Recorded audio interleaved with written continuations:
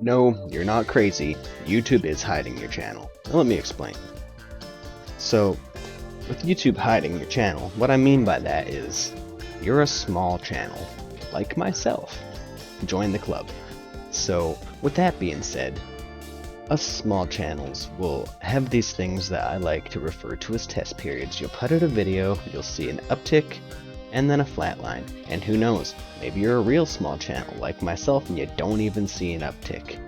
Now, I know you look at this 14,000 subscriber number and you're like, oh, Leo, that's not a small channel. I had a short go viral, and then YouTube nuked said short, thus killing my trajectory.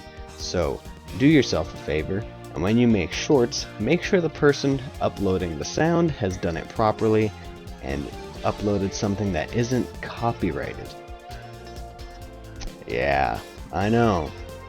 Almost like YouTube needs to be able to figure those things out right away and not let 30,000 people make a short with a copyright infringed sound. Anyway, getting away from my trials, tribulations, and complaints about YouTube, and getting back onto the topic of they don't want you to be seen. Why? Because you don't have the data that other channels have. You don't have the thousands of videos. You don't have the performance analytics. What this means is you, as the creator, need to put in time. And that can be the hardest part of being a small creator. You think and you look at all of these larger creators, they have teams, they have writers, they have editors. You know, there's a good chance that they might not even be coming up with their own video ideas at this point. But what do we have as small creators? None of that, but we do have one thing.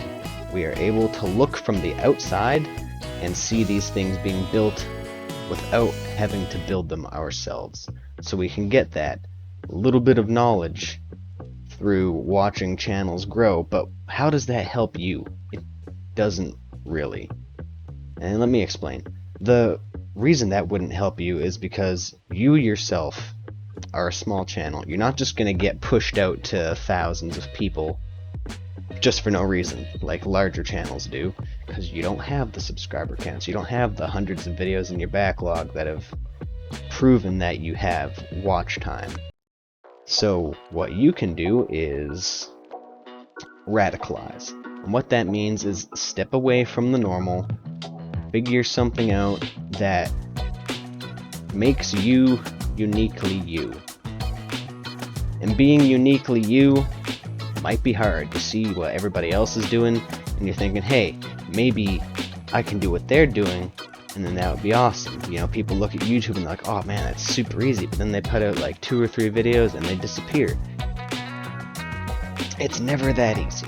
Sure, I mean, there's a couple success stories where people put out one video or they go viral for a meme and they hadn't even put out a video, and then all of a sudden they've got hundreds of thousands, if not millions of followers. That's not you. That's not me. So what we're gonna do is put in the hard work, categorize, find your niche, put out videos. I don't care if they're good, I don't care if they're bad.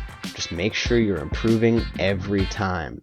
And if you can't improve every time, at the very least, make sure you're putting out something that you are proud of and that you can look back on and say, you know what, this at the very least wasn't worse than my last one. Because here's the thing, they always say improve every time. That isn't always possible. You can't just improve every single time. Doing things like script writing, it takes time. Doing things like learning editing, it takes time. So in order for you to get better every single time for a video, you'll have to be learning multiple things at once. And that's not possible.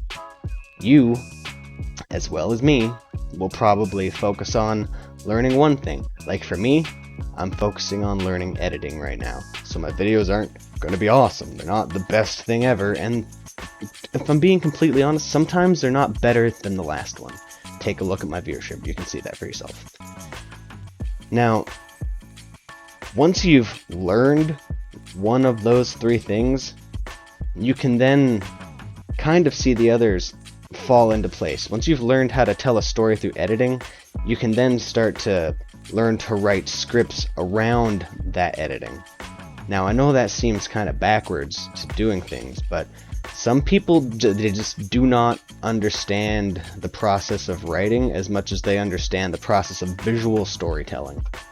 So for them, it's easier just to learn the editing, like myself, and then come with the storytelling later, which is why I'm making an instructional video rather than a storytelling video. So, with that being said, starting off is going to be rough. It's going to be hard, there's not going to be any viewers. Now, what you need to do is persevere, keep going, don't stop. You'll either eventually figure out, you know what, maybe YouTube just isn't for me, or maybe you'll figure out what you need to do to grow your channel and make your niche work for you. Do I know what that is? No, it's from bio.